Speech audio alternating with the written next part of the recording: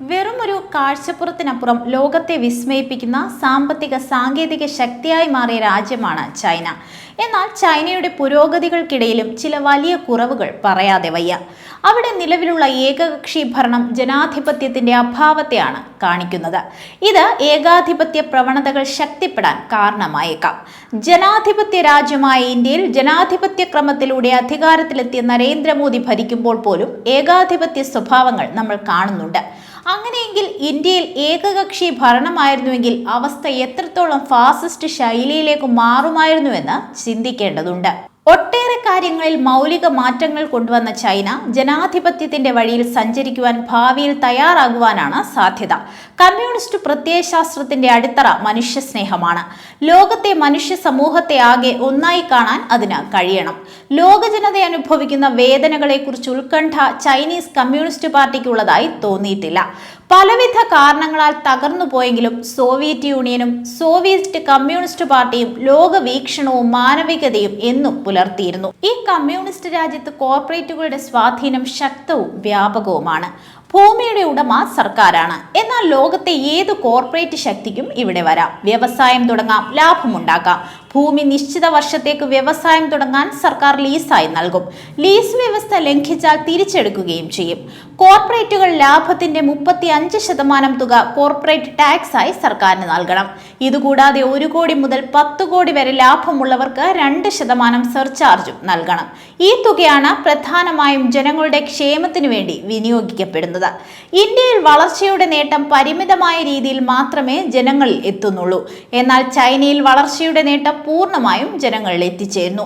Chinese ജനതയുടെ ജീവിതത്തിൽ ഇത് സൃഷ്ടിക്കുന്ന തുടർചലനങ്ങൾ അത്ഭുതകരമാണ്. ടൂറിസം രംഗത്ത് അനന്ത സാധ്യതകളാണ് ഇവിടെയുള്ളത്.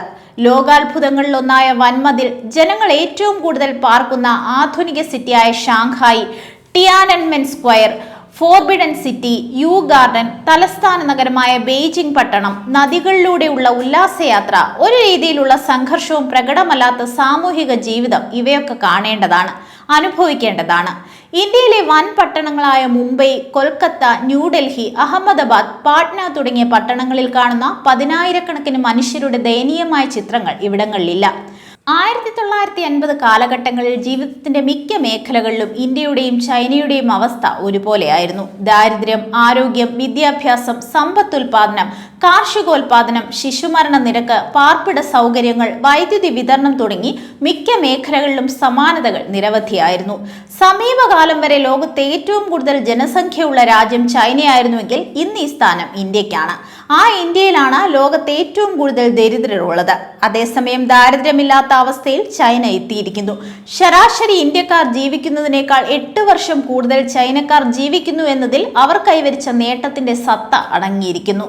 ഒരു വർഷത്തെ സമ്പത്തുൽപാദനം ചൈനയുടേത് 19.23 ലക്ഷം കോടി ഡോളർ ആണെങ്കിൽ ഇന്ത്യയുടേത് 4.19 ലക്ഷം കോടി ഡോളർ മാത്രമാണ്. ഇന്ത്യ 639 ദശലക്ഷം മെട്രിക് ടൺ കാർഷികോൽപാദനം നടത്തുമ്പോൾ ചൈന 1270 ദശലക്ഷം മെട്രിക് ടൺ ഉൽപാദനമാണ് നടത്തുന്നത്. ശരാശരി ഇന്ത്യക്കാർ ഭക്ഷിക്കുന്നതിനേക്കാൾ ഇരട്ടി ഭക്ഷണം ചൈനക്കാർ ഭക്ഷിക്കുന്നുണ്ട് എന്നതാണ് വസ്തുത.